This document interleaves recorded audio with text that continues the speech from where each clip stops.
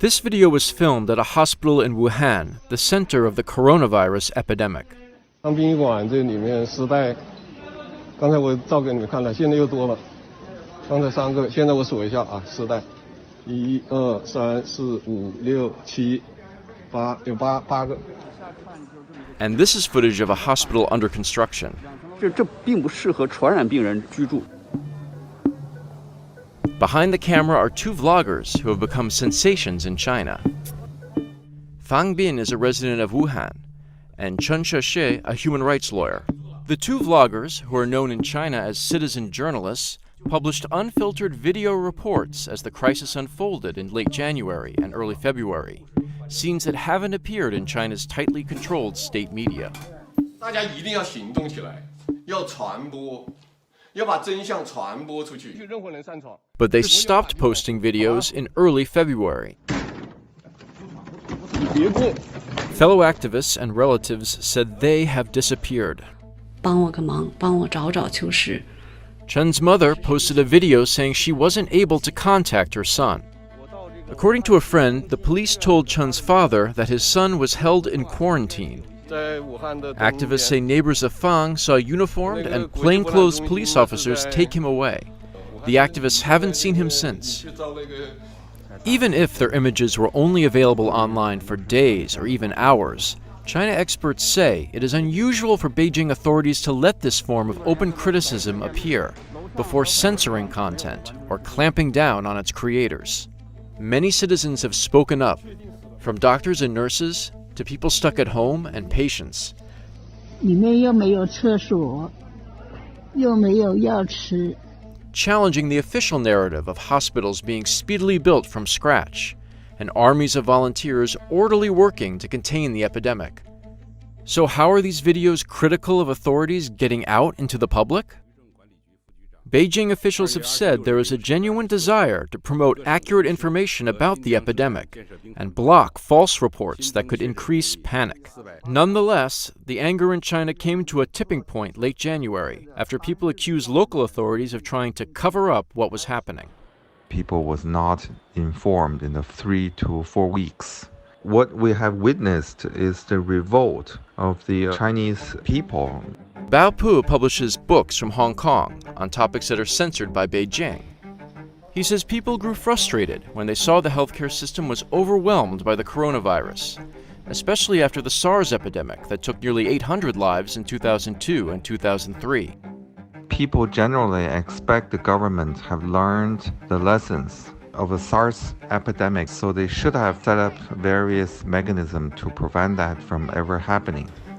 Pu says the speed at which the criticism piled up online might be too hard for China's censorship apparatus to manage, and that is one reason Chinese citizens have managed to share content online. Tens of millions have been stuck at home, leading to a surge in the number of people reading and using social media. Another explanation, according to researchers, might be that in this situation, Beijing needs information to keep flowing. Because this is a health crisis, people also need to talk about supplies and access, and they need to be able to discuss this. Otherwise, they're kind of stuck at home in quarantine zone. It becomes really insufferable. So they can't completely censor all discussions. Maria Repnikova analyzes how Beijing censors its citizens and says she believes the government intentionally opened the doors to criticism. It's useful in some ways to learn about what's happening while it's only the early stages of the crisis. The state officials at the local central level still don't quite know what are the bigger issues, what are the big frustrations. So it's kind of a way to get public opinion on this, try to understand the grievances and then respond to them. Repnikova has interviewed over 100 Chinese journalists and officials about big crises like mining disasters or the 2008 Sichuan earthquake. She noticed there's a limited window of opportunity for journalists to cover these events and citizens to complain. Repnikova says during the Sichuan earthquake, the government started to tape mouths shut when journalists reported that poorly built schools had contributed to the deaths of hundreds of children.